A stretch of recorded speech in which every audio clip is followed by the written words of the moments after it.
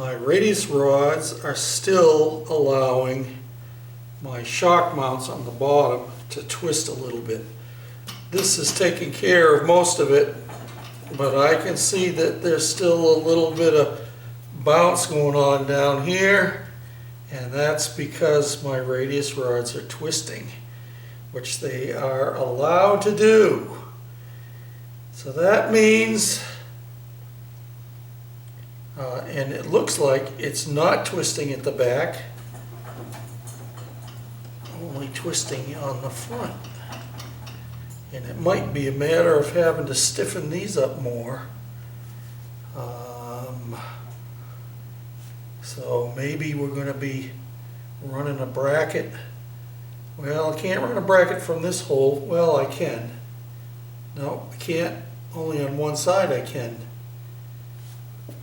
I'll be running a bracket from down in here down, and it would have to be short in here because it'll have to clear it'll have to clear the brake disc on one side and the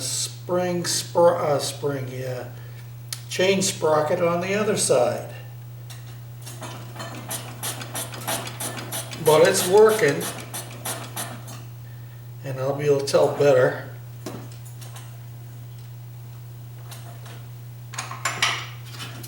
when I look at the video. You can see that's flexing there.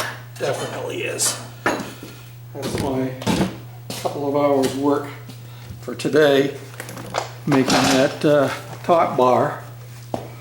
That is 1/8" wall tubing with solid steel ends welded into it.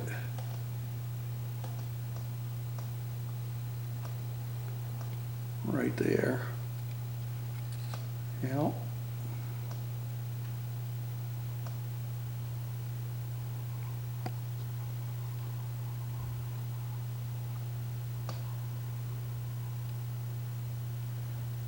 Probably going to have to put some braces on these brackets too, so that they don't flex front to back. My whole problem is that I'm trying to run my suspension too far to the center away from my actual bearings for the axle. So what I'm thinking I have to do is I'm going to have to move my shocks.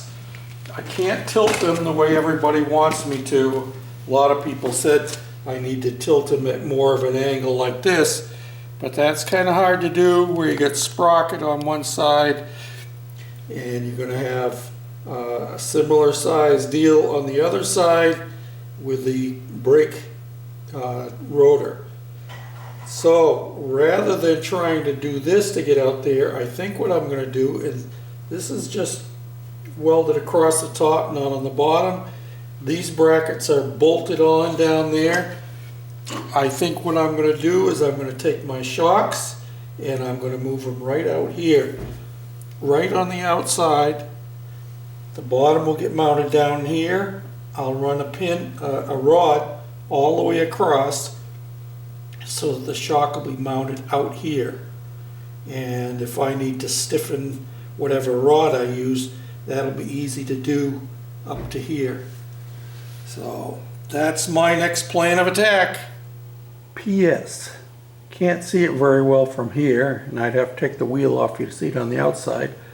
But I am going to run a bracket from the top of each of the bearing carriers right at the base of my top strut rod, and it will come down all the way down and get welded down here on the side of my radius rods.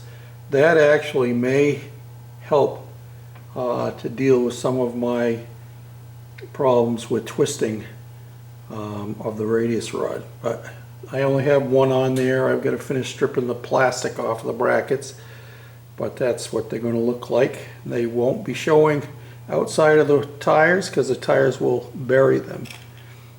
But that still leaves room for my shock absorbers to run right in between, right in there. Thanks again. Bye now.